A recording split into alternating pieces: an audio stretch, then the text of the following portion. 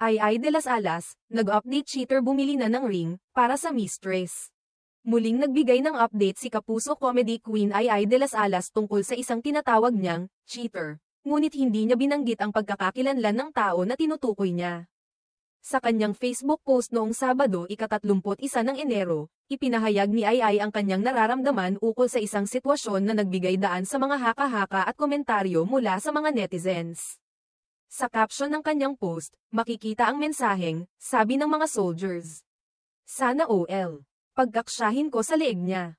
Ang OL na tinutukoy ni Ai ay isang salitang ginagamit upang ilarawan ang kilos o aksyon ng isang tao, at sa kasong ito, tila tinutukoy ni Ai na nais niyang pagkasyahin sa leeg ng cheater ang singsing na binili nito para sa bagong karelasyon. Ang singsing na binanggit ni Ai ay simbolo ng relasyon ng cheater at ng kanyang bagong partner, ngunit mayroong isang malaking issue, hindi pa pala ito legally divorced mula sa kanyang asawa. Inilabas ni Ai ang kanyang saloobin sa pamamagitan ng isang matapang na pahayag, SI cheater bumili ng ring. Ay wow, pang engaged na. Ha, divorce na ba sila ni wifey? NYEK hindi pa no. Sa mga salitang ito, ipinasikat ni Ai ang kanyang saloobin na hindi pa tapos ang legal na proseso ng divorce ng cheater at ng kanyang asawa, at sa kabila nito, tila abala siya sa pagbili ng singsing para sa ibang tao, isang bagay na hindi na makatarungan sa kanyang pananaw. Bagamat hindi nagbigay si Ai ng kahit anong detalye tungkol sa pagkakakilanlan ng cheater, naging viral ito at mabilis na nakakuha ng reaksyon mula sa mga netizens. Marami ang nagbigay ng kanilang opinyon sa sitwasyon, at ilan sa mga komento ay nagpapakita ng pagpapatawa at pagbibigay ng payo. May mga nagkomento ng mga pahayag tulad ng, "Huwag mong pirmahan ang divorce paper, pahirapan mo hahaha. Para hindi makasal gan-earn." Makikita sa comment na ito ang nakakatawang pananaw ng isa sa mga netizen tungkol sa paghihiganti at kung paano nila tinitingnan ang sitwasyon. Isa pa sa mga komentaryo ay tumutok sa posibilidad ng green card at legal na aspeto ng relasyon. NG, papakasaya sila dito kasi alam niya green card holder siya kasi kunin mo yun at para ma-deport siya ni Trump. Akala ni girl okay na lahat.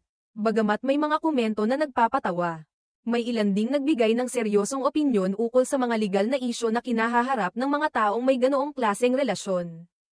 Hindi ito ang unang pagkakataon na nagbigay si Ai ng update tungkol sa isang cheater. Noong ika-21 ng Enero taong 2025, nagpasabog din siya ng isang post kung saan tinukoy niya ang parehong isyu ukol sa isang cheater at ang kanyang mistress.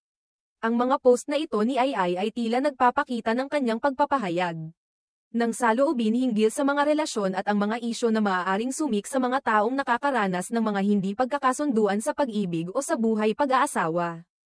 Ang mga post ni Ai ay tila nagiging gabay sa ibang mga tao na dumaranas ng parehong sitwasyon. Habang may mga nagiging biro at pagpapatawa, may mga netizen din na kinikilala ang kabiguan at sakit na dulot ng isang hindi tapat na relasyon. Maging ang mga hindi kilalang tao ay nakakaramdam ng simpatiya at naiisip kung ano ang maaaring maramdaman ng isang tao na nangyayari sa ilalim ng ganitong klaseng sitwasyon. Kaya't patuloy ang mga reaksyon at komento sa mga post ni Ai. Sa kabila ng mga biro at komentong lumabas sa kanyang post, tila ipinalabas ni Ai ang kanyang mga saloobin upang magbigay ng kaunting aliw at kahit papaano, magbigay gabay sa mga taong nakakaranas ng pagdurusa o kalituhan sa kanilang mga relasyon.